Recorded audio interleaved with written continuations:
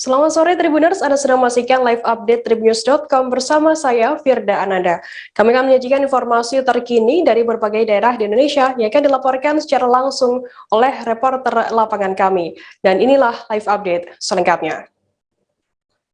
Kita awali berita pertama, Saudara, Pengadilan Tindak Pidana Korupsi Tipikor pada Pengadilan Negeri Jakarta Pusat kembali menggelar sidang lanjutan perkara dugaan suap pengadaan bantuan sosial Bansos COVID-19 di Kementerian Sosial RI. Sidang digelar pada Jumat 6 Agustus hari ini, beragendakan pemeriksaan saksi sekaligus terdakwa dalam perkara ini yakni Matius Joko Santoso. Dalam persidangan, terdakwa kasus dugaan suap pengadaan bantuan sosial tersebut, Matius Joko Santoso mengatakan sudah mengetahui praktik penyalahgunaan pengadaan bansos ini sudah dipantau oleh penegak hukum. Joko sendiri merupakan ex-pejabat pembuat komitmen PPK, Kementerian Sosial RI bersama Adi Wahyono yang juga terlibat dalam dugaan suap pengadaan bansos COVID-19 ini.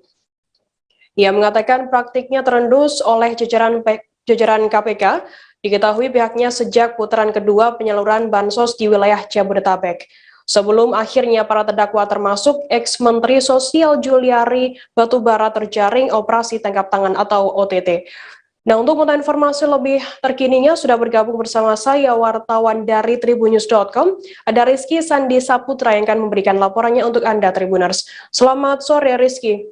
Ya, selamat sore Firda dan juga Tribuners. Rizky, bisa dijelaskan bagaimana jalannya persidangan pada hari ini? Ya, bisa disampaikan Firda dan juga Tribuners, sidang lanjutan perkara dugaan suap Bansos atau bantuan sosial COVID untuk wilayah Jabodetabek di Kemensos, Kementerian Sosial Republik Indonesia kembali dilanjutkan pada Jumat siang tadi.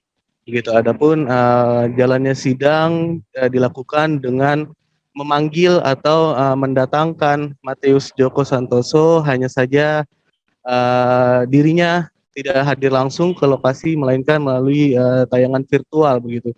Tak hanya Matius, Adi Wahyono juga sebagai terdakwa di dalam perkara ini juga dihadirkan secara virtual begitu Firda.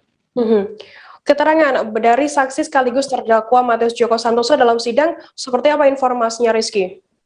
Ya, tadi juga sempat disampaikan oleh rekan Firda bahwa di dalam persidangan terdakwa Matius Joko Santoso mengungkap bahwa praktik atau penyelewengan terkait dengan pengadaan dugaan suap bansos ini sudah terendus gitu. Pihaknya sudah mengetahui kalau ini proyek ini sedang dipantau oleh penegak hukum dari Komisi Pemberantasan Korupsi. Dirinya mengatakan kalau proyek ini terendus sejak putaran kedua dari adanya pengadaan bansos COVID untuk wilayah Jabodetabek begitu. Matius juga mengungkapkan kalau semenjak dirinya dan juga Adi Wahyono mengetahui adanya pantauan dari KPK ini, dirinya mengungkapkan pernah berniat untuk resign atau undur diri dari Kemensos atau pejabat sebagai pejabat Kemensos begitu Firda. Namun keduanya tidak terburu untuk resign, melainkan langsung terjaring operasi tangkap tangan begitu Firda. Apakah saat ini persidangan masih berlangsung ataukah sudah selesai Rizky?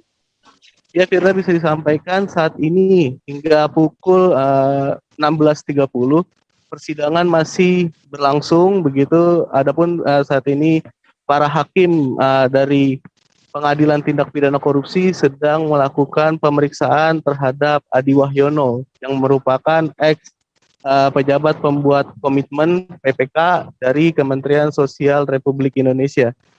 Tadi pun Adi sempat menangis begitu. Dirinya mengatakan bahwa keterlibatannya di dalam proyek bansos ini sangat disesali hingga akhirnya terjerat kasus ini bersama dengan Menteri Juliari Batubara begitu. Dirinya meminta maaf kepada seluruh rakyat Indonesia atas terjadinya kasus ini begitu Firda. Untuk agenda selanjutnya, persidangan selanjutnya ya akan digelar kapan Rizky? Dan apa sebenarnya agenda selanjutnya ini? Untuk agenda selanjutnya, berhubung ini sidang belum berakhir ya di hari ini, jadi Majelis Hakim dari Pengadilan Tipikor belum menyampaikan kabar detail terkait persidangan selanjutnya. Hanya saja jika diketahui berdasarkan runtutan persidangan untuk sidang selanjutnya, yakni pembacaan tuntutan begitu dari jaksa penuntut umum dari Komisi Pemberantasan Korupsi begitu. Oke, baik, terima kasih wartawan Tribunnews.com Rizky Sandi Saputra atas laporan Anda. Sehat selalu, selamat bertugas kembali. Kita beralih ke informasi selanjutnya, Saudara. Mantan Bupati Kuansing periode 2016-2021 Mursini ditahan dan langsung dijebloskan ke penjara ke Rumah Tahanan Negara kelas 1 Pekanbaru oleh Jaksa Penyidik Pidana Khusus Kejati Riau Kamis 5 Agustus 2021 sore. Tersangka kasus dugaan korupsi 6 kegiatan di Sekretariat Daerah Kabupaten Kuansing ini akan ditahan selama 20 hari ke depan. Sebelum ditahan, tersangka Mursini sudah dipanggil sebanyak 3 kali. Pada panggilan pertama, Mursini tidak datang dengan alasan penasehat hukumnya sedang sakit COVID-19. Pada panggilan kedua, Mursini kembali mangkir dari panggilan jaksa untuk diperiksa. Mursini yang sudah berstatus tersangka ini datang ke gedung Kejati Riau pada panggilan ketiga Kamis kemarin. Ia baru keluar dari gedung Kejati Riau sekira pukul 4 sore. Dengan memakai rompi oranye, tampak ia digiring oleh beberapa orang jaksa ke mobil tahanan untuk selanjutnya ditahan di rutan kelas 1 Pekanbaru. Untuk informasi lebih lengkapnya sudah bergabung bersama saya wartawan dari Tribun Pekanbaru, ada Rizky Armanda yang akan memberikan laporannya untuk Anda. Selamat sore Rizky. Iya, selamat sore Firda. Rizky, bisa dijelaskan seperti apa kronologi kasus tersebut hingga ditahannya mantan Bupati Kuansing Mursini ini? Ya, baik. Dapat saya sampaikan bahwa mantan Bupati Kuansing Mursini dijerat sebagai tersangka merupakan hasil dari pengembangan terhadap 5 orang tersangka yang juga sudah diadili sebelumnya.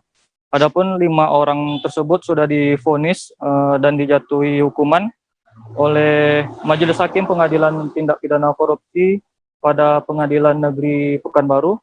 Di antaranya kelima orang tersebut adalah mantan PLT Sekda Kuansing, Muharlius, yang juga bertindak sebagai pengguna anggaran, lalu M. Saleh selaku mantan Kabak Umum, dan juga pejabat pembuat komitmen atau PPK, lalu ada Ferdi Ananta selaku mantan Bendahara Pengeluaran Rutin, ada nama Heti Herlina selaku mantan Kasubag Kepegawaian sekaligus PPTK, serta Yuhen Rizal selaku mantan Kasubag Tata Usaha dan selaku PPTK, begitu.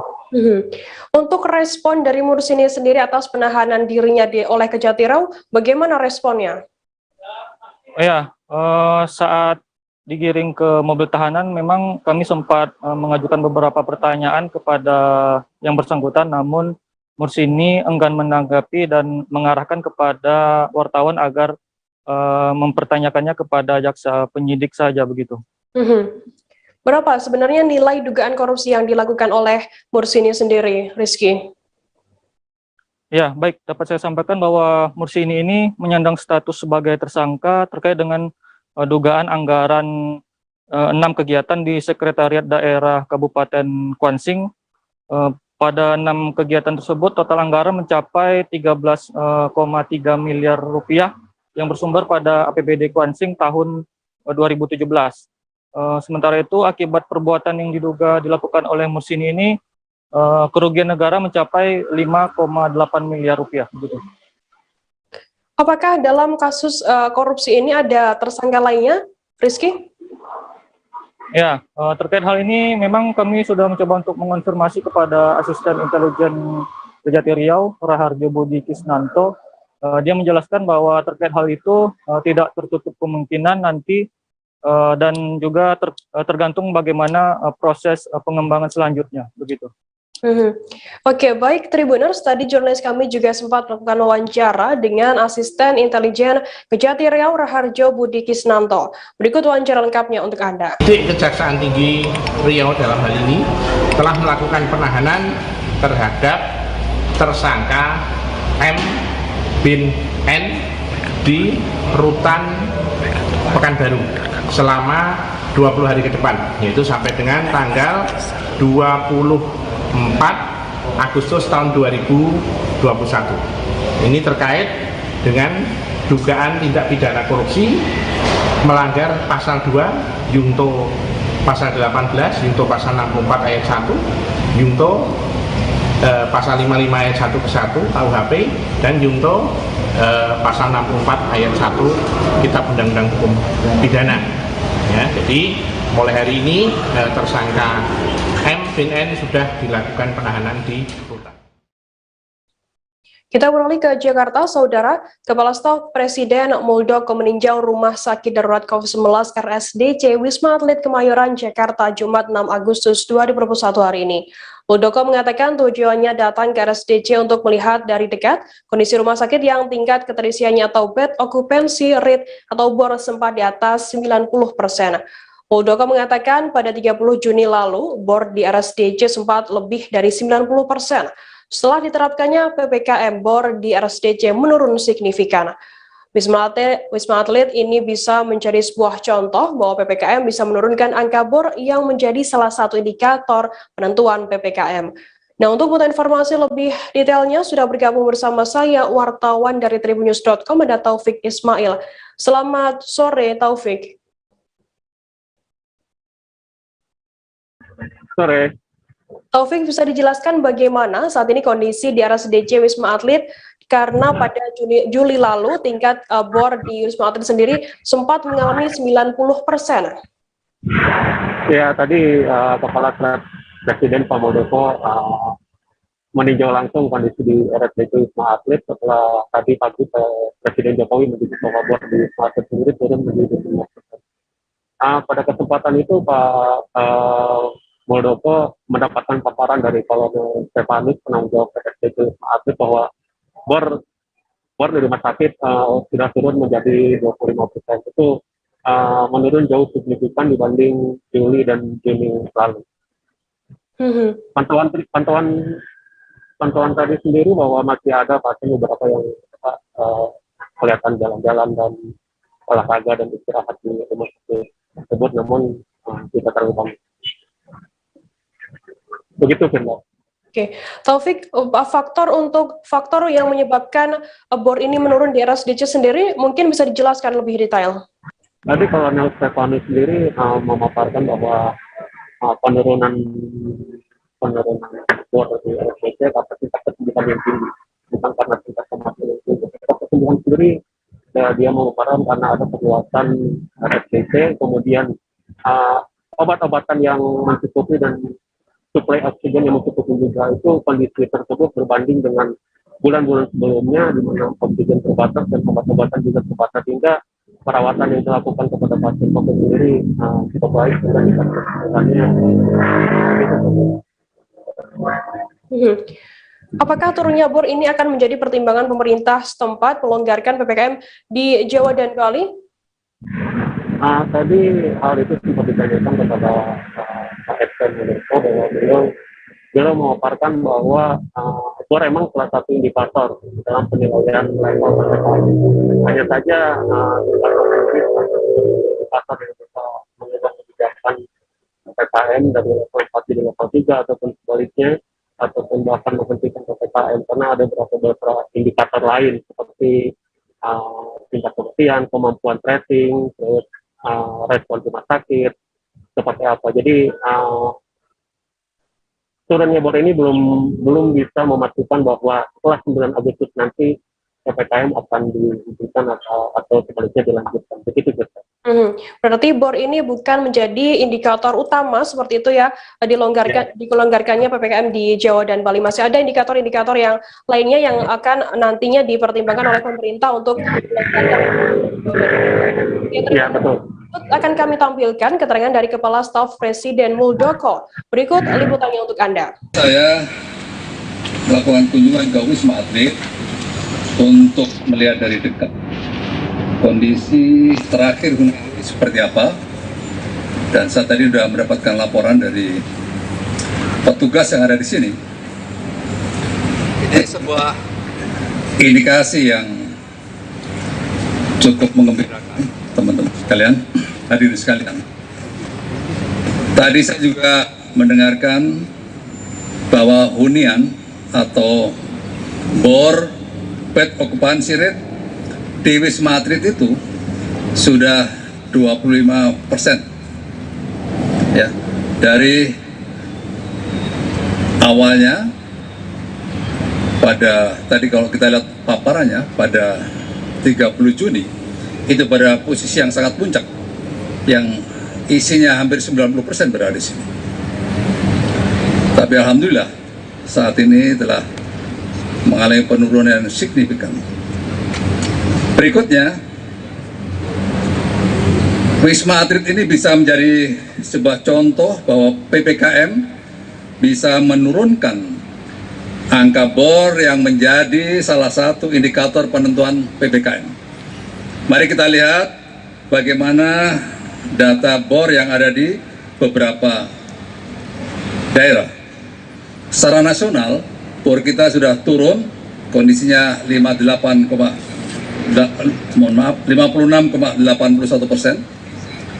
Dan saya pikir hari ini juga ada penurunan. Bor di Jawa Bali turun menjadi 57,4%. Bor non Jawa Bali turun menjadi 56,6%. Bor Wisma Atlet ya yang Jumlah staf DPRD Kuningan serta keluarga anggota DPRD mengikuti pelaksanaan vaksinasi yang dilangsungkan di Gedung Dewan pada Jumat 6 Agustus 2021 hari ini. Ketua DPRD Kuningan Nuzul Rahdi mengatakan, manfaat dari vaksinasi ini sekaligus sebagai program nasional pencegahan COVID-19. Kaitan penanganan COVID-19 di Kuningan, Nuzul mengklaim bahwa dalam beberapa hari terakhir, penekanan terhadap lonjakan kasus bisa terkendali. Seperti berkurangnya angka kematian, menurunnya angka positif COVID-19, dan meningkatnya angka kesembuhan warga. Nah, untuk informasi lebih lengkapnya, saat ini saya sudah tersambung dengan jurnalis dari Tribun Cirebon, ada Ahmad Ripai yang akan memberikan laporannya untuk Anda. Selamat sore, Ahmad. Ya, sore, Firda. Ahmad, bisa dijelaskan apa alasan dilaksanakannya vaksinasi di DPRD Kuningan sana? Baik, dapat dijelaskan. Dalam pelaksanaan penanganan pencegahan COVID-19 di Kabupaten Kuningan cukup berjalan lancar. Kebetulan tadi sebelum dilaksanakan sholat Jumat itu dilangsungkan vaksinasi terhadap istri ataupun keluarga anggota dewan serta staf dan warga sekitar kantor DPRD Kabupaten Kuningan. Di mana diketahui dalam pelaksanaan kegiatan vaksinasi tadi itu dikomandai langsung oleh Dandim 0615 Kuningan, yaitu Letnan Kolonel David Nenggolan. Dandim ini langsung memimpin daripada pelaksanaan vaksinasi yang biasa digelar setiap waktu tertentu di setiap daerah Kabupaten Kuningan. Begitu, Firda. Oke, untuk sasaran pelaksanaan vaksinasi kali ini, apakah hanya dari anggota DPRD Kuningan atau masyarakat umum juga bisa melakukan vaksinasi di sana? Ya, dalam pelaksanaan vaksinasi di Kabupaten Kuningan cukup merata dilakukan oleh masyarakat. Belum lama terjadi terhadap kalangan pelajar ataupun kisaran usia remaja dari 12 hingga 18, di mana diketahui dalam antusias mereka cukup tinggi dalam mengikuti pelaksanaan vaksinasi. Terlebih dalam jajaran Satgas COVID Kabupaten Kuningan ini cukup mobile dalam melakukan program nasional pencegahan COVID-19 Kuningan. COVID-19 Kuningan, betul. Oke, bagaimana penanganan COVID-19 di Kuningan saat ini? Kebetulan Kuningan beberapa hari ini mengalami kabar baik. Hal itu menyusul dengan pelaksanaan PPKM, perpanjang PPKM, dan Kabupaten Kuningan memang masuk level 4. Sempat terjadi keanehan akibat laporan ataupun penunjukan penilaian langsung level 4 ini dari BNPB pusat ataupun yang menangani COVID-19. Sebelumnya Kuningan itu masuk dalam level 3 dan ketika mendapat perpanjangan PPKM dari tanggal 3 sampai 9 Agustus itu masuk level 4. Namun tidak jadi masalah. Tadi disebutkan juga oleh Ketua DPRD Kabupaten Kuningan bahwa pelaksanaan PPKM ini cukup berjalan baik sehingga bisa menekan terhadap laju terkonfirmasi COVID-19 di kalangan masyarakat Kuningan. Di selain itu juga pelaksanaan PPKM ini berdampak baik terhadap penurunan angka terpaparnya COVID dan menurunnya jumlah warga yang mengikuti karantina terpadu di lokasi BKPSDM Kabupaten Kuningan. Begitu, Firda. Oke, baik Tribuners, tadi jurnalis kami juga sempat melakukan wawancara dengan Ketua DPRD Kuningan Nuzul Rahdi dan berikut liputan lengkapnya untuk Anda. Hari ini kita melaksanakan vaksin untuk keluarga anggota Dewan dan keluarga sekretariat. Setelah beberapa waktu yang lalu kita melaksanakan vaksin untuk Dewan dan sekretariat. Hari ini kita kerjasama dengan Kodim 0615 Kuningan, dan saya ucapkan terima kasih sekali kepada Kodim yang sudah ikut membantu kami untuk melaksanakan vaksin. Jadi kita juga membantu pemerintah untuk terus menggerakkan supaya masyarakat mau divaksin. Itu aja. Dan Pak, terlepas itu Pak, mengenai ini kan masih berlaku PPKM ya Pak. Ya. Untuk kegiatan DPRD sendiri gimana itu? kegiatan DPRD kita sesuaikan dengan PPKM level 4 ya. Di antaranya yang tadinya kita akan melaksanakan agenda reses tanggal 4, kita tunda sampai dengan tanggal 10. Ya kita mematuhi aturan itu. Kemudian rapat-rapat kita lakukan dengan virtual. Jadi kita juga harus memberikan contoh kepada masyarakat bahwa PPKM ini harus dilaksanakan dengan sebaik-baiknya. Dan alhamdulillah dengan PPKM ini kan banyak kemajuan untuk Kabupaten Kuningan. Ya. Ada 4 indikator yang menunjukkan progres baik ya, progres positif. Di antaranya angka kesembuhan kita cukup tinggi ya. Kemudian angka kematian ya bisa ditekan, turun. Kemudian angka positif aktif juga bisa ditekan, turun. Dan yang terakhir bor. Kita beralih ke informasi selanjutnya, Saudara. 6 tersangka jaringan narkoba lintas provinsi di Bangka Belitung dipampang dalam konferensi pers pada Jumat 6 Agustus 2021 hari ini.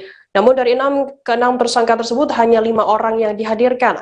Mereka adalah A. Asyadi alias Adi 41 tahun, E alias Emma istri Adi 39 tahun, R alias Rosnawati 41 tahun, M alias Mahyudi 31 tahun, dan Supli 33 tahun. Sementara 1 tersangka lainnya yakni H alias Hayani 41 tahun yang tengah dirawat di rumah sakit lantaran akan melahirkan. Konferensi pers para tersangka berlangsung di kantor BNNP Bangka Belitung pada Jumat siang. Kepala BNNP Bangka Belitung Brigjen Pol Muhammad Zainul Mutakin mengatakan para tersangka ini merupakan satu jaringan narkoba lintas provinsi. Namun dari ke-6 tersangka, A alias Asyadi alias Adi merupakan dalang sekaligus gembong jaringan narkoba tersebut. Nah, untuk mengetahui informasi lebih lengkapnya, saat ini saya sudah tersambung dengan jurnalis dari Bangka Pos, Antoni Ramli, yang akan memberikan laporannya. Selamat sore, Antoni.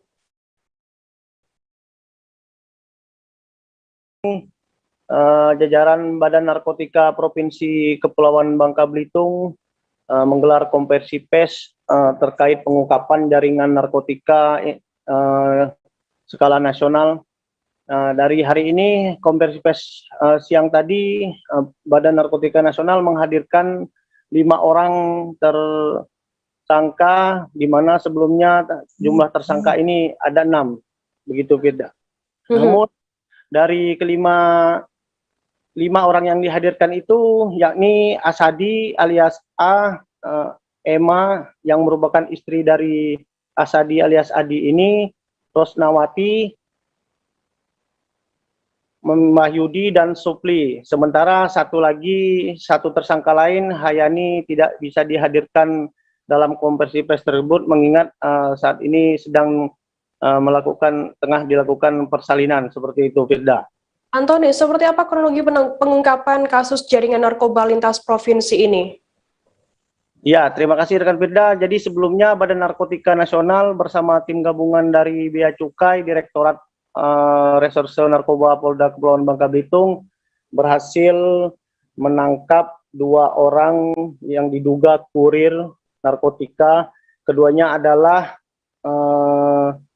Rosnawati dan Mahyudi ya, di mana Rosnawati dan Wahyudi ini merupakan mertua dan sekaligus menantu.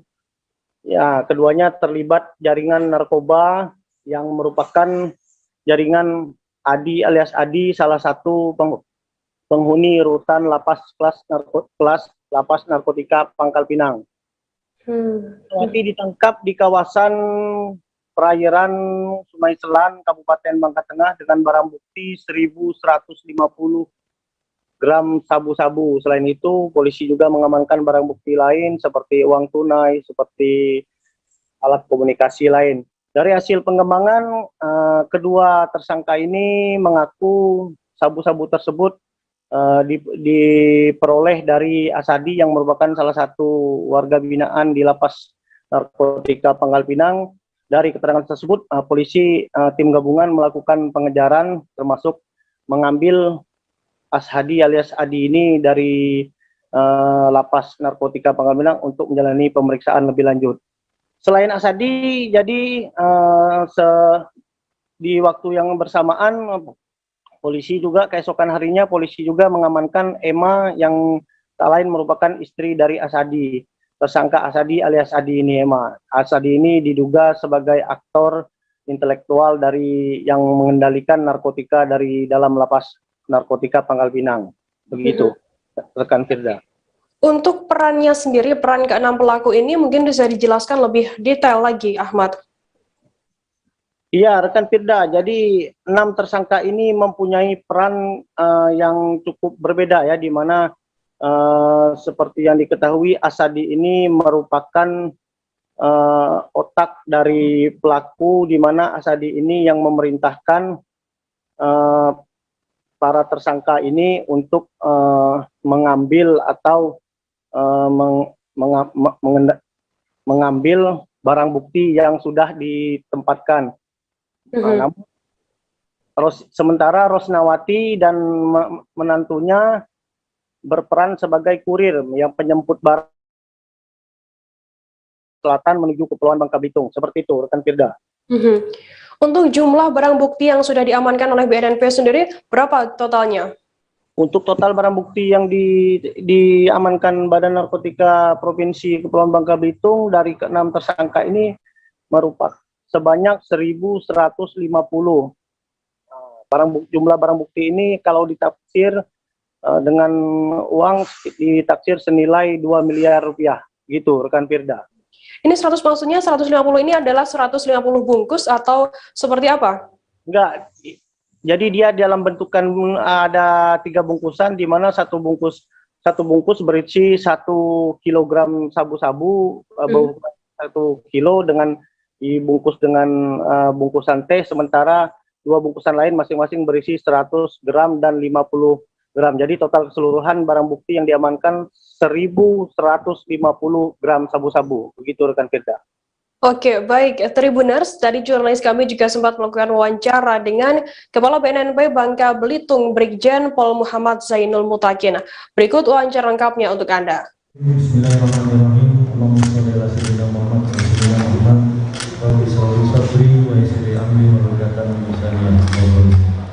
Selamat pagi, salam sejahtera untuk kita semua.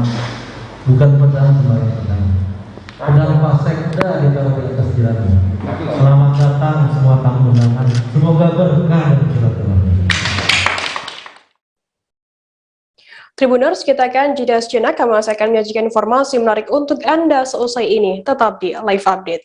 Oke, apa kabar Bang Arif di sini untuk strateginya?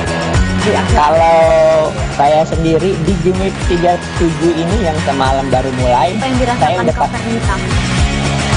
Sebenarnya aku nggak ngerasa itu penangkapan atau penggerbegan atau apapun itu, karena gitu posisinya aku kriteria. Jadi kita mengenal disebut dengan stroke yang tidak berdarah dengan stroke yang berdarah. Stroke yang tidak berdarah itu biasanya ditandai dengan adanya penyumbatan. Kalau itu penyumbatan di sini mungkin pikirnya tidak ke situ kali ya. Tapi kalau di Korea atau di Kamboja itu ada beberapa paper yang saya itu mas, ya dulunya tukang koran. Oh gitu ya. Tukang koran. Ya saya baca itu pak. Tuh kan pernah baca kan? Ya. Jadi kalau saya jadi tangga itu udah bersyukur banget. Si anak ini dijadikan sebagai tersangka begitu. Ya kalau ini kita bicara yang di luar kasus Situbondo ya. Dengan nama hujan shower, di mana terdapat batas jelas antara daerah hujan dan tidak hujan yang biasanya terjadi pada fase awal mature stage atau tahap bahaya dewasa. itu Kang. Jadi mulai artinya terjadinya perlembekan. Nah itu untuk penetrasi akan sulit gitu ya. Dok saya ini menurut saya memang tidak mudah, bukan urusan tanah diambil. Kalau misalnya Amerika Serikat sekarang, Rasulullah mengatakan dalam sebuah hadis bahwa berpuasa di 6 hari Syawal itu. Oke, apa kabar Bang Arif di sini untuk strateginya? Kalau saya sendiri di Game Week 37 ini yang semalam baru mulai, Apa yang saya dirasakan udah Kak Fernita? Sebenarnya aku nggak ngerasain penangkapan atau penggerebekan atau apapun itu, karena gini loh, posisinya aku Kriteria. Jadi kita mengenal disebut dengan stroke yang tidak berdarah dengan stroke yang berdarah. Stroke yang tidak berdarah itu biasanya ditandai dengan adanya penyumbatan. Kalau itu penyumbatan di sini mungkin pikirnya tidak ke situ kali ya. Tapi kalau di Korea atau di Kamboja itu ada beberapa paper yang saya itu mas, ya dulunya tukang koran. Oh gitu ya. Tukang koran. Ya saya baca itu pak. Tuh kan pernah baca kan? Ya. Jadi kalau saya jadi tangga itu udah bersyukur banget. Si anak ini dijadikan sebagai tersangka begitu. Ya kalau ini kita bicara yang di luar kasus Situbondo ya. Dengan nama hujan shower, di mana terdapat batas jelas antara daerah hujan dan tidak hujan yang biasanya terjadi pada fase awal mature stage atau tahap bahaya dewasa. itu Kang. Jadi mulai artinya terjadinya perlembekan. Nah itu untuk penetrasi akan sulit gitu ya. Dok saya ini menurut saya memang tidak mudah, bukan urusan tanah diambil. Kalau misalnya Amerika Serikat sekarang, Rasulullah mengatakan dalam sebuah hadis bahwa berpuasa di 6 hari Syawal itu. Oke, apa kabar Bang Arif di sini untuk strateginya? Kalau saya sendiri di Game Week 37 ini yang semalam baru mulai, Apa yang saya dirasakan udah Kak Fernita? Sebenarnya aku nggak ngerasain penangkapan atau penggerebekan atau apapun itu, karena gini loh, posisinya aku Kriteria. Jadi kita mengenal disebut dengan stroke yang tidak berdarah dengan stroke yang berdarah. Stroke yang tidak berdarah itu biasanya ditandai dengan adanya penyumbatan. kalau itu penyumbatan di sini mungkin pikirnya tidak ke situ kali ya. Tapi kalau di Korea atau di Kamboja itu ada beberapa paper yang Saya itu mas, ya dulunya tukang koran. Oh gitu ya. Tukang koran. Ya saya baca itu pak. Tuh kan pernah baca kan? Ya. Jadi kalau saya jadi tangga itu udah bersyukur banget. Si anak ini dijadikan sebagai tersangka begitu. Ya kalau ini kita bicara yang di luar kasus Situbondo ya. Dengan nama hujan shower, di mana terdapat batas jelas antara daerah hujan dan tidak hujan yang biasanya terjadi pada fase awal mature stage atau tahap bahaya dewasa. itu Kang. Jadi mulai artinya terjadinya perlembekan. Nah itu untuk penetrasi akan sulit gitu ya. Dok saya ini menurut saya memang tidak mudah, bukan urusan tanah diambil. Kalau misalnya Amerika Serikat sekarang, Rasulullah mengatakan dalam sebuah hadis bahwa berpuasa di 6 hari Syawal itu. Oke, apa kabar Bang Arif di sini untuk strateginya? Kalau saya sendiri di Game Week 37 ini yang semalam baru mulai, Apa yang saya dirasakan udah Kak Fernita? Sebenarnya aku nggak ngerasain penangkapan atau penggerebekan atau apapun itu, karena gini loh, posisinya aku Kriteria. Jadi kita mengenal disebut dengan stroke yang tidak berdarah dengan stroke yang berdarah. Stroke yang tidak berdarah itu biasanya ditandai dengan adanya penyumbatan. kalau itu penyumbatan di sini mungkin pikirnya tidak ke situ kali ya. Tapi kalau di Korea atau di Kamboja itu ada beberapa paper yang Saya itu mas, ya dulunya tukang koran. Oh gitu ya. Tukang koran. Ya saya baca itu pak. Tuh kan pernah baca kan? Ya. Jadi kalau saya jadi tangga itu udah bersyukur banget. Si anak ini dijadikan sebagai tersangka begitu? Ya, kalau ini kita bicara yang di luar kasus Situbondo ya. Dengan nama hujan shower, di mana terdapat batas jelas antara daerah hujan dan tidak hujan yang biasanya terjadi pada fase awal master stage atau tahap berbahaya biasa. itu Kang.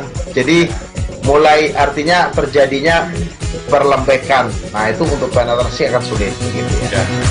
Dok, saya ini menurut saya memang tidak mudah, bukan urusan tanah diambil.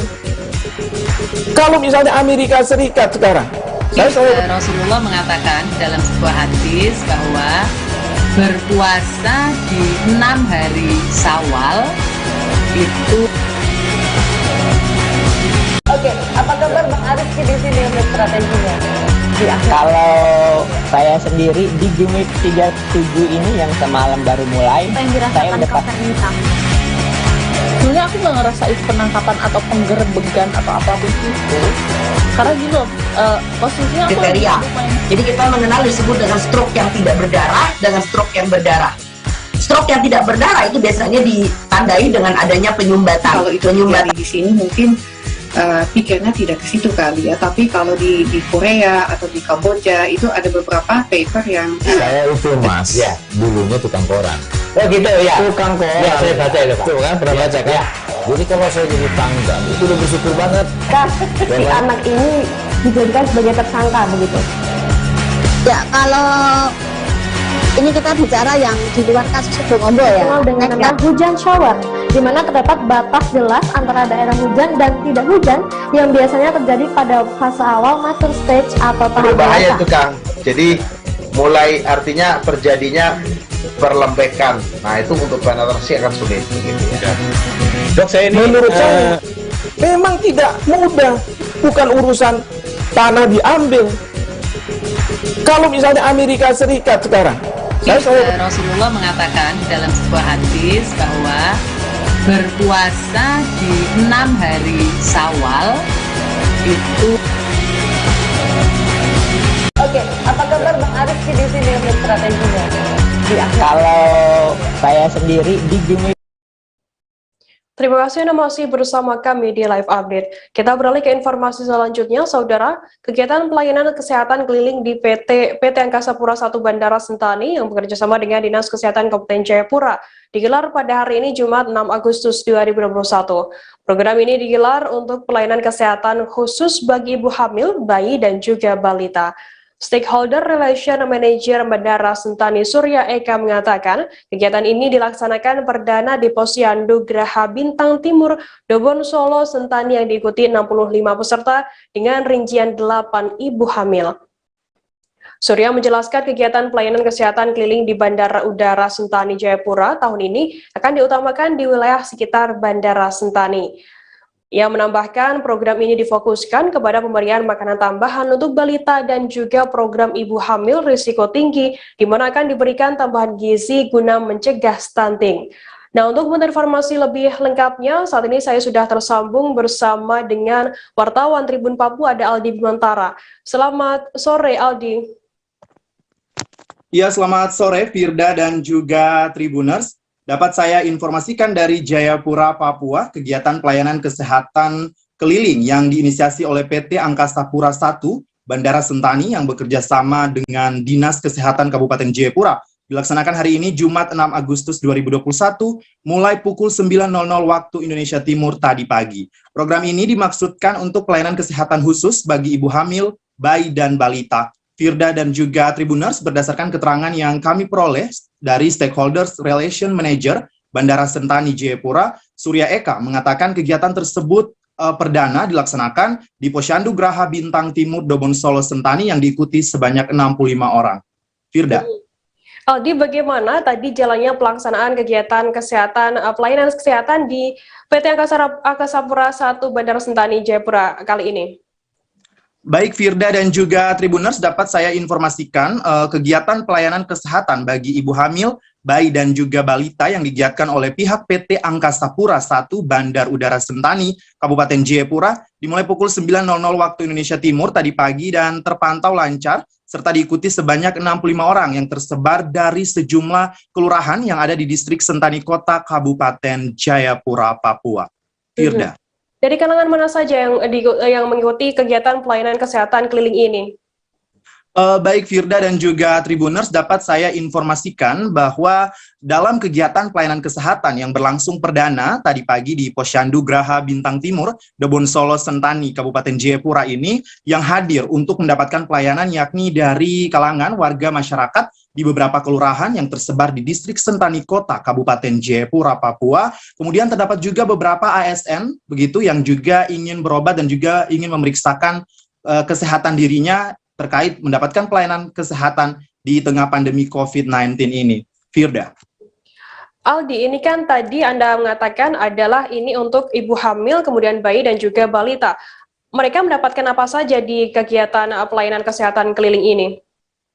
Ya baik Firda dan juga Tribuners, memang beberapa golongan masyarakat yang memang membutuhkan pelayanan medis begitu hasil kerjasama dari Puskesmas Sentani dan juga PT Angkasa Pura I ini memang melibatkan beberapa pelayanan kesehatan yang juga telah diterima oleh masyarakat, baik itu penyuntikan vaksin juga, kemudian terdapat pemberian vitamin dan juga suplemen bagi ibu hamil begitu, Firda. Oke, baik, terima kasih wartawan Tribun Papua Aldi Bantara atas laporan Anda. Selamat bertugas kembali. Kita beralih ke informasi selanjutnya, Saudara. Jumlah pasien COVID-19 yang dirawat di Rumah Sakit Darurat COVID-19 RSDC Wisma Atlet Kemayoran Jakarta Pusat terus menurun. Menurut laporan harian yang dirilis oleh Kogas Bak RSDC Wisma Atlet Kemayoran per 6 Agustus kemarin, jumlah pasien masuk sebanyak 121 orang. Sedangkan pasien yang keluar ada 222 orang dengan rincian 217 orang sembuh dan 4 orang meninggal dunia. Total pasien yang dirawat pada hari ini sebanyak 2.002 pasien. Jumlah ini turun dibanding hari kemarin sebanyak 2.110 orang. Kepala Humas RSDC Wisma Atlet Kemayoran Kolonel Mintoro Sumego mengatakan dengan menurunnya jumlah ini yang dirawat maka Tower 4 sudah dalam kondisi kosong. Nah, untuk mengetahui informasi lebih lengkapnya, saat ini saya sudah dengan jurnalis Warta Kota Live ada M. Fajar Yandano yang akan memberikan laporannya. Selamat sore, Fajar. Halo, Fajar, selamat sore.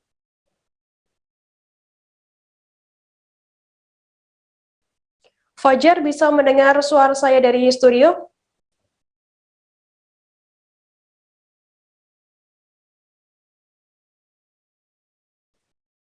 Halo, Fajar?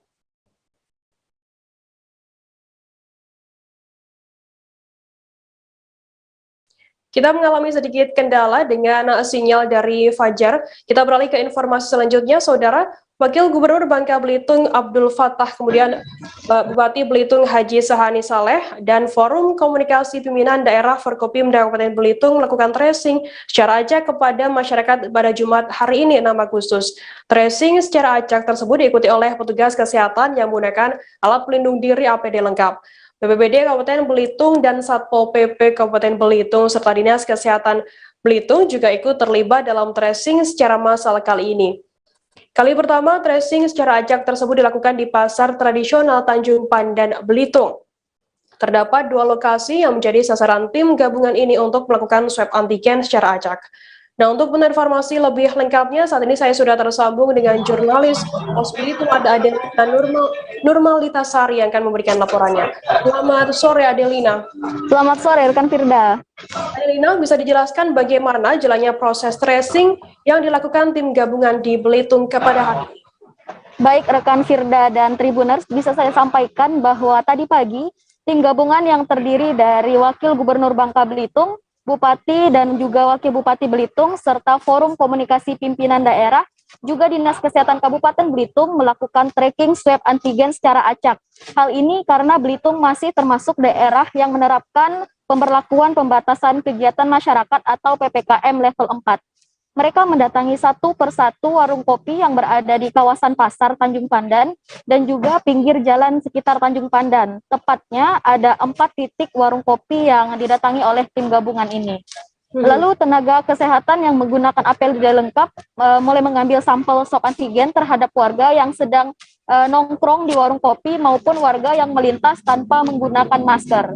Demikian, Firda. Kemudian untuk respon warga sendiri yang terkena tracing secara acak ini, seperti apa respon mereka? Baik, Firda, tracking acak yang dilakukan ini mendapat respon yang beragam dari warga. Ada yang menghindari petugas kesehatan, ada juga yang mengikuti tes swab ini secara kooperatif. Misalnya ketika tim gabungan tiba, ada warga yang semula duduk di warung kopi, lalu tiba-tiba menghindari para petugas meski sempat ditahan oleh tim gabungan. Tapi selain itu, ada juga warga yang secara kooperatif mengikuti tes swab antigen ini setelah menyerahkan identitas diri. Seperti misalnya yang kami wawancarai, yaitu warga bernama Supono. Ia mengaku antusias mengikuti tes ini agar bisa meyakinkan bahwa kondisi kesehatannya baik-baik saja. Dengan begitu tidak ada keraguan bahwa ia dalam kondisi sehat. Seperti itu, Firda. Jadi respon masyarakat ini beragam seperti itu ya. Oke. Bagaimana untuk hasil pemeriksaan swab antigen secara acak ini, Andin?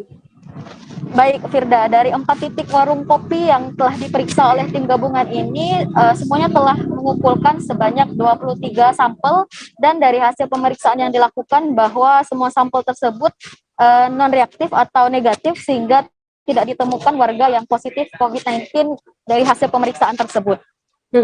Apakah swab antigen secara acak ini akan terus dilakukan oleh pemerintah setempat oleh tim gabungan ini, apakah atau hari ini saja? Baik, Firda, rencananya kegiatan pengambilan sampel swab secara acak ini akan terus dilakukan hingga status PPKM level 4 yang kini tengah diterapkan di Belitung bisa menurun statusnya, begitu. Oke, baik, Tribuners, tadi jurnalis kami juga sempat melakukan wawancara dengan Wakil Gubernur Bangka Belitung Abdul Fattah, dan berikut liputan lengkapnya untuk Anda. Satu strategi yang dilakukan di dalam menyikapi level 4 PPKM yang ada di Provinsi Kepulauan Bangka Belitung. Hari ini adalah bersama-sama secara gabungan kami dengan Bupati dan juga forum komunikasi pimpinan daerah turun untuk melakukan tracking untuk di tempat di mana masyarakat berkerumun.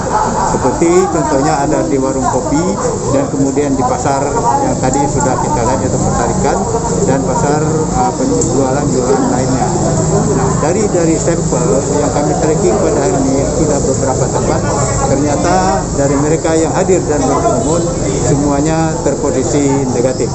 Nah, kemudian adalah yang perlu diantisipasi oleh pemerintah Kabupaten Belitung dan Belitung Timur adalah untuk menjaga-jaga jangan sampai terjadi lompatan-lompatan tinggi terhadap yang terkonfirmasi. Dari Bangka Belitung kita beralih ke Jawa Barat, Saudara. Pemerintah Kabupaten Garut memberlakukan rekayasa lalu lintas ganjil genap di sejumlah jalan di kawasan perkotaan Garut Jumat 6 Agustus hari ini.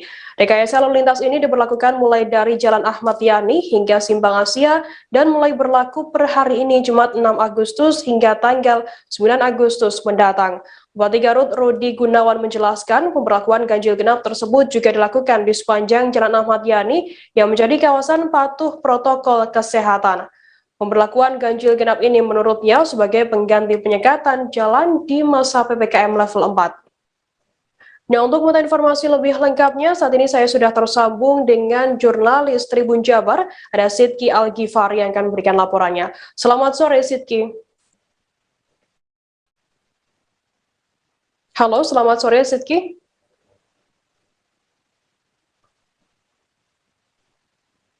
Halo, Sidki.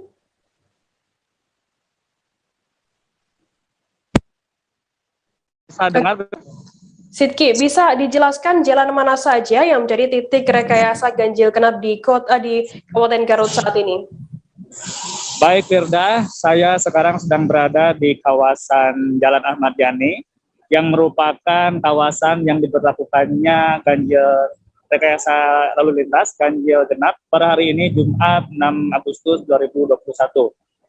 Rekayasa ganjil genap sendiri dilakukan sesuai dengan tanggal kalender dengan melihat satu angka terakhir pada nomor kepolisian.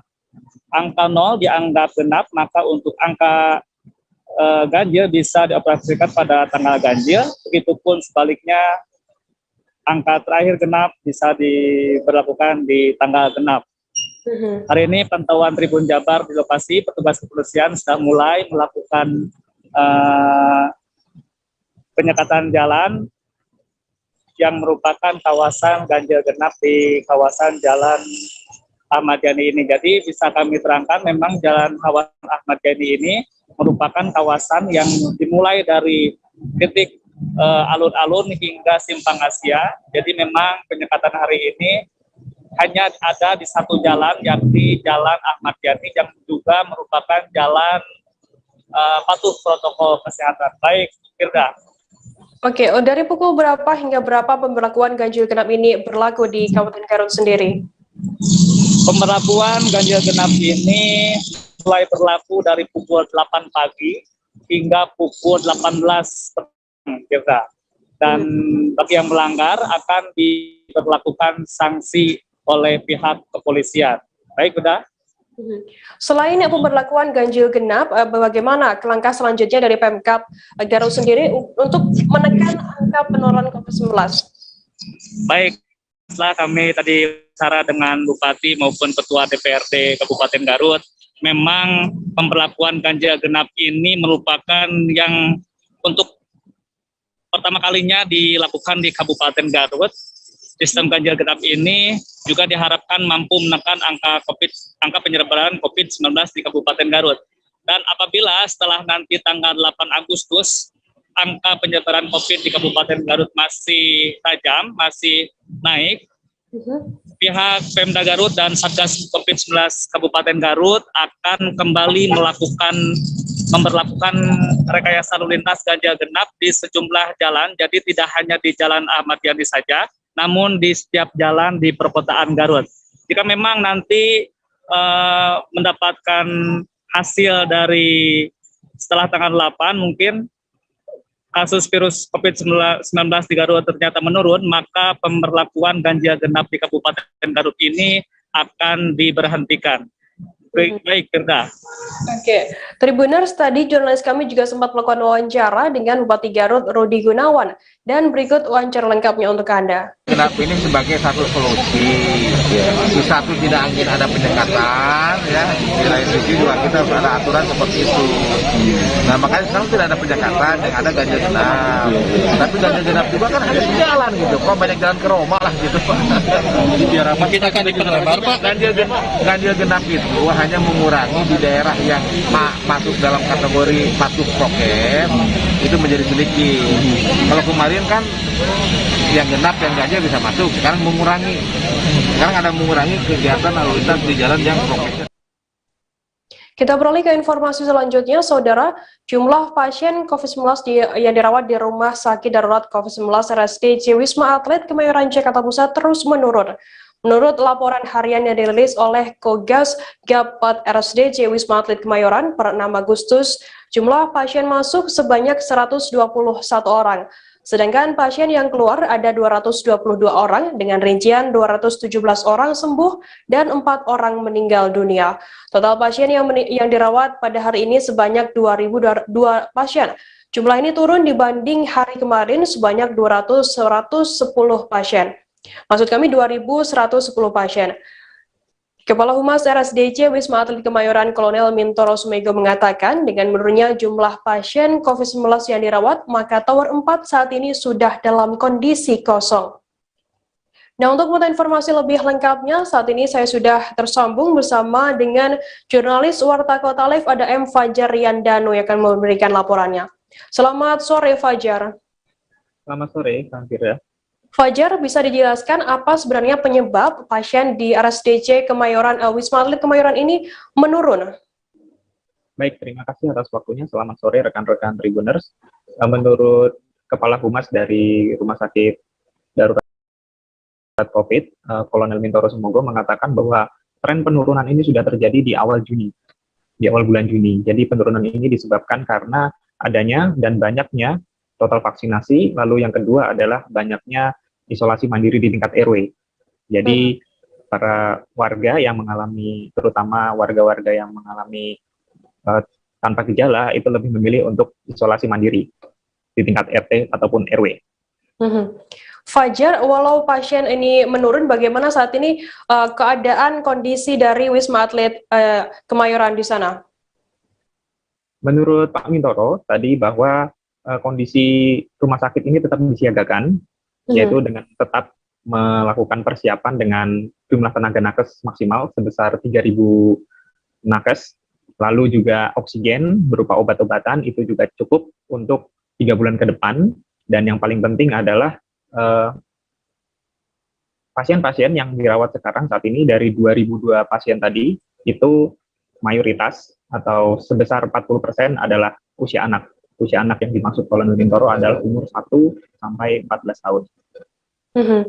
Untuk jumlah pasien yang dari tiap-tiap tower saat ini ada berapa jumlahnya? Saya mendengar tadi ada informasi kalau tower 4 saat ini sudah kosong.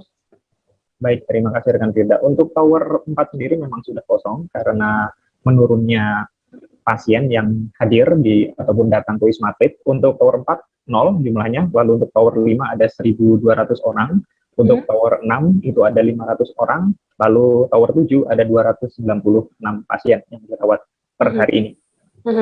Fajar, bisa dijelaskan berapa saat ini jumlah pasien yang dirawat, kemudian berapa jumlah yang sembuh, kemudian berapa total jumlah yang meninggal dunia? Untuk per hari ini, dari data harian yang dirilis oleh Humas RSDC, mengatakan bahwa saat ini ada 2.002 pasien. Jumlah ini berkurang sebanyak 108 pasien dari yang kemarin, Kamis tanggal 5 itu sebanyak 2.110 pasien. Gitu. Lalu yang keluar rumah sakit saat ini ada 222 pasien dengan rincian 217 meninggal dan 4 meninggal dunia. Lalu yang masuk saat ini ada 121 orang. Begitu, rekan kita untuk hari ini. Baik, terima kasih Fajar, wartawan dari Warta Kota Live atas laporan Anda. Sehat selalu, selamat bertugas kembali.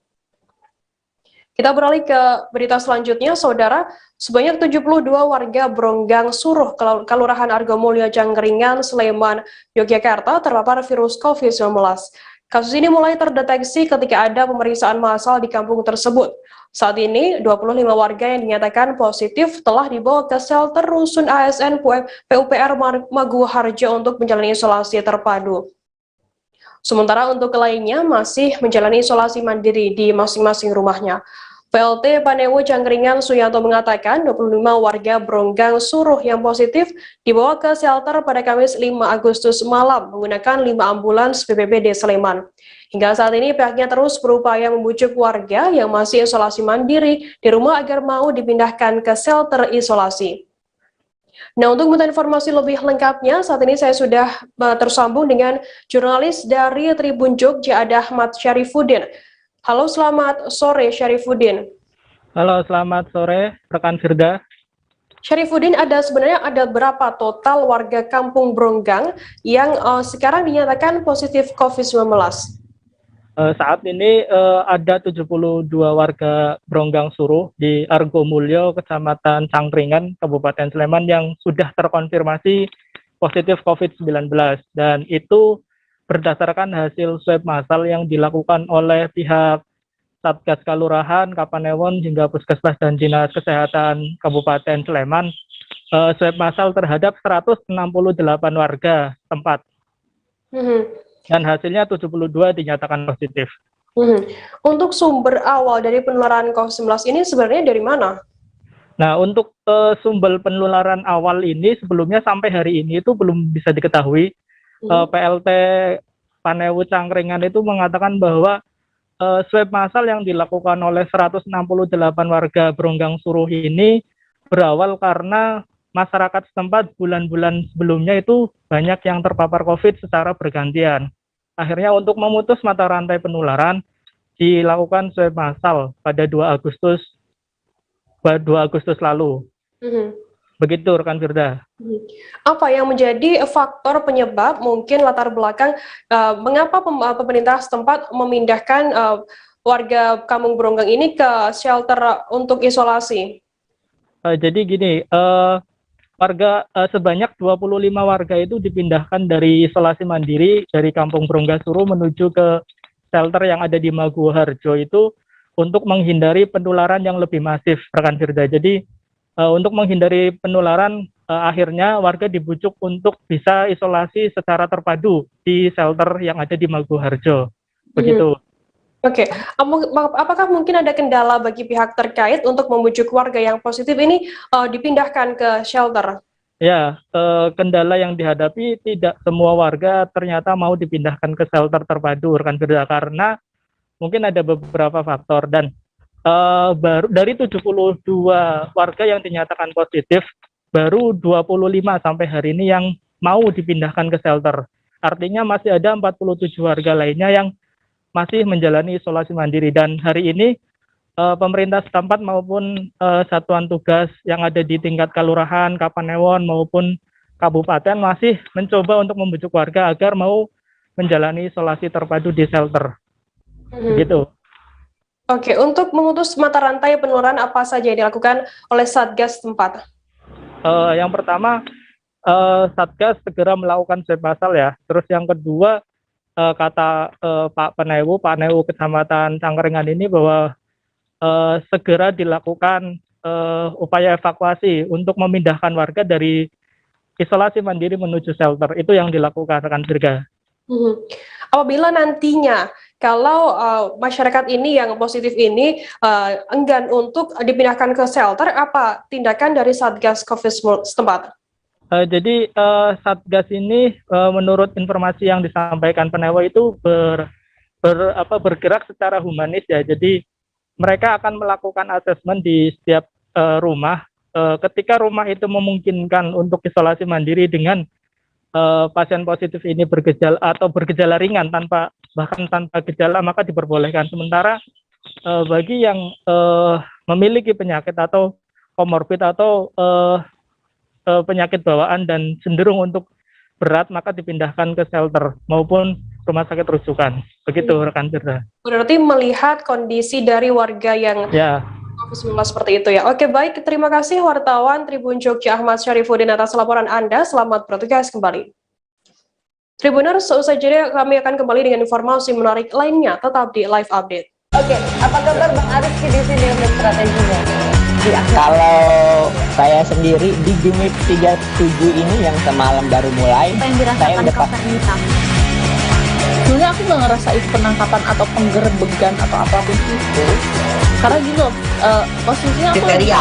Jadi kita mengenal disebut dengan stroke yang tidak berdarah dengan stroke yang berdarah. Stroke yang tidak berdarah itu biasanya ditandai dengan adanya penyumbatan. Kalau itu terjadi di sini mungkin pikirnya tidak ke situ kali ya, tapi kalau di Korea atau di Kamboja itu ada beberapa paper yang saya itu mas ya dulunya tukang koran. Oh gitu ya, tukang koran ya, saya baca itu tuh kan, pernah baca kan ya. Jadi kalau saya jadi pangdam itu udah bersyukur banget si anak ini dijadikan sebagai tersangka begitu ya. Kalau ini kita bicara yang di luar kasus Sebongombo ya, dengan nama hujan shower, di mana terdapat batas jelas antara daerah hujan dan tidak hujan yang biasanya terjadi pada fase awal mature stage atau tahap berbahaya itu Kang. Jadi mulai artinya terjadinya perlembekan. Nah itu untuk penetrasi akan sulit gitu ya. Dok, saya ini menurut saya memang tidak mudah, bukan urusan tanah diambil. Kalau misalnya Amerika Serikat sekarang, Rasulullah mengatakan dalam sebuah hadis bahwa berpuasa di 6 hari Syawal itu. Oke, apa kabar Bang Arif di sini untuk strateginya? Kalau saya sendiri di Jumit 37 ini yang semalam baru mulai, saya udah Sebenarnya aku nggak ngerasa itu penangkapan atau penggerbegan atau apapun itu, karena gitu posisinya aku kriteria. Jadi kita mengenal disebut dengan stroke yang tidak berdarah dengan stroke yang berdarah. Stroke yang tidak berdarah itu biasanya ditandai dengan adanya penyumbatan. Kalau itu terjadi di sini mungkin pikirnya tidak ke situ kali ya, tapi kalau di Korea atau di Kamboja itu ada beberapa paper yang saya itu mas ya dulunya tukang koran. Oh gitu ya, tukang koran ya, saya baca itu tuh kan, pernah baca kan ya. Jadi kalau saya jadi pangdam itu udah bersyukur banget si anak ini dijadikan sebagai tersangka begitu ya. Kalau ini kita bicara yang di luar kasus Sebongombo ya, dengan nama hujan shower, di mana terdapat batas jelas antara daerah hujan dan tidak hujan yang biasanya terjadi pada fase awal mature stage atau tahap berbahaya itu Kang. Jadi mulai artinya terjadinya perlembekan. Nah itu untuk penetrasi akan sulit gitu ya. Dok, saya ini menurut saya memang tidak mudah, bukan urusan tanah diambil. Kalau misalnya Amerika Serikat sekarang, Rasulullah mengatakan dalam sebuah hadis bahwa berpuasa di 6 hari Syawal itu. Oke, apa kabar Bang Arif di sini untuk strateginya? Kalau saya sendiri di Jumit 37 ini yang semalam baru mulai, saya udah pasti. Sebenarnya aku nggak ngerasa itu penangkapan atau penggerebegan atau apapun itu, karena gini loh, posisinya aku kriteria. Jadi kita mengenal disebut dengan stroke yang tidak berdarah dengan stroke yang berdarah. Stroke yang tidak berdarah itu biasanya ditandai dengan adanya penyumbatan. Kalau itu terjadi di sini mungkin pikirnya tidak ke situ kali ya, tapi kalau di Korea atau di Kamboja itu ada beberapa paper yang saya itu mas ya dulunya tukang koran. Oh gitu ya, tukang koran ya, saya baca ya Pak, tuh kan pernah baca kan ya. Jadi kalau saya jadi tangga itu udah bersyukur banget si anak ini dijadikan sebagai tersangka begitu ya. Kalau ini kita bicara yang di luar kasus Situbondo ya, dengan nama hujan shower, di mana terdapat batas jelas antara daerah hujan dan tidak hujan yang biasanya terjadi pada fase awal mature stage atau tahap berbahaya itu Kang. Jadi mulai artinya terjadinya perlembekan. Nah itu untuk penetrasi akan sulit gitu ya. Dok, saya ini menurut saya memang tidak mudah, bukan urusan tanah diambil. Kalau misalnya Amerika Serikat sekarang, Rasulullah mengatakan dalam sebuah hadis bahwa berpuasa di 6 hari Syawal itu. Oke, apa kabar Bang Arif di sini untuk strateginya? Kalau saya sendiri di Jumit 37 ini yang semalam baru mulai, saya udah pasti. Sebenarnya aku nggak ngerasa itu penangkapan atau penggerebegan atau apapun itu, karena gini loh, posisinya aku kriteria. Jadi kita mengenal disebut dengan stroke yang tidak berdarah dengan stroke yang berdarah. Stroke yang tidak berdarah itu biasanya ditandai dengan adanya penyumbatan. Kalau itu terjadi di sini mungkin pikirnya tidak ke situ kali ya, tapi kalau di Korea atau di Kamboja itu ada beberapa paper yang saya itu mas ya dulunya tukang koran. Oh gitu ya, tukang koran ya, saya baca ya Pak, tuh kan pernah baca kan ya. Jadi kalau saya jadi tangga itu udah bersyukur banget si anak ini dijadikan sebagai tersangka begitu ya. Kalau ini kita bicara yang di luar kasus Situbondo ya, dengan nama hujan shower, di mana terdapat batas jelas antara daerah hujan dan tidak hujan yang biasanya terjadi pada fase awal mature stage atau tahap berbahaya itu Kang. Jadi mulai artinya terjadinya perlembekan. Nah itu untuk penetrasi akan sulit gitu ya. Dok, saya ini menurut saya memang tidak mudah, bukan urusan tanah diambil. Kalau misalnya Amerika Serikat sekarang, Rasulullah mengatakan dalam sebuah hadis bahwa berpuasa di 6 hari Syawal itu. Oke, apa kabar Bang Arif di sini untuk strateginya? Kalau saya sendiri di Jumit 37 ini yang semalam baru mulai, saya udah pasti. Sebenarnya aku nggak ngerasa itu penangkapan atau penggerebegan atau apapun itu, karena gini loh, posisinya aku kriteria. Jadi kita mengenal disebut dengan stroke yang tidak berdarah dengan stroke yang berdarah. Stroke yang tidak berdarah itu biasanya ditandai dengan adanya penyumbatan. Kalau itu terjadi di sini mungkin pikirnya tidak ke situ kali ya, tapi kalau di Korea atau di Kamboja itu ada beberapa paper yang saya itu mas ya dulunya tukang koran. Oh gitu ya, tukang koran ya, saya baca ya Pak, tuh kan pernah baca kan ya. Jadi kalau saya jadi tangga itu udah bersyukur banget si anak ini dijadikan sebagai tersangka begitu ya. Kalau ini kita bicara yang di luar kasus Situbondo ya, dengan nama hujan shower, di mana terdapat batas jelas antara daerah hujan dan tidak hujan yang biasanya terjadi pada fase awal mature stage atau tahap berbahaya itu Kang. Jadi mulai artinya terjadinya perlembekan. Nah itu untuk penetrasi akan sulit gitu ya. Dok, saya ini menurut saya memang tidak mudah, bukan urusan tanah diambil. Kalau misalnya Amerika Serikat sekarang, Rasulullah mengatakan dalam sebuah hadis bahwa berpuasa di 6 hari Syawal itu. Oke, apa kabar Bang Arief di sini untuk strateginya? Kalau saya sendiri di Jumit 37 ini yang semalam baru mulai, saya udah pasti. Sebenarnya aku nggak ngerasa itu penangkapan atau penggerbegan atau apapun itu. Karena gini loh, posisinya aku kriteria. Jadi kita mengenal disebut dengan stroke yang tidak berdarah dengan stroke yang berdarah. Stroke yang tidak berdarah itu biasanya ditandai dengan adanya penyumbatan. Kalau itu penyumbatan di sini mungkin pikirnya tidak ke situ kali ya, tapi kalau di Korea atau di Kamboja itu ada beberapa paper yang saya itu mas ya dulunya tukang koran. Oh gitu ya, tukang koran ya, saya baca itu tuh kan, pernah baca kan ya. Jadi kalau saya jadi pangdam itu udah bersyukur banget si anak ini dijadikan sebagai tersangka begitu ya. Kalau ini kita bicara yang di luar kasus Situbondo ya, dengan nama hujan shower, di mana terdapat batas jelas antara daerah hujan dan tidak hujan yang biasanya terjadi pada fase awal mature stage atau tahap berbahaya itu Kang. Jadi mulai artinya terjadinya perlembekan. Nah itu untuk penetrasi akan sulit begitu ya. Dok, saya ini menurut saya memang tidak mudah, bukan urusan tanah diambil. Kalau misalnya Amerika Serikat sekarang, Rasulullah mengatakan dalam sebuah hadis bahwa berpuasa di 6 hari Syawal itu. Oke, apa kabar Bang Arief di sini untuk strateginya? Kalau saya sendiri di Jumit 37 ini yang semalam baru mulai, saya udah pasti. Sebenarnya aku nggak ngerasa itu penangkapan atau penggerbegan atau apapun itu. Karena gini loh, posisinya aku kriteria. Jadi kita mengenal disebut dengan stroke yang tidak berdarah dengan stroke yang berdarah.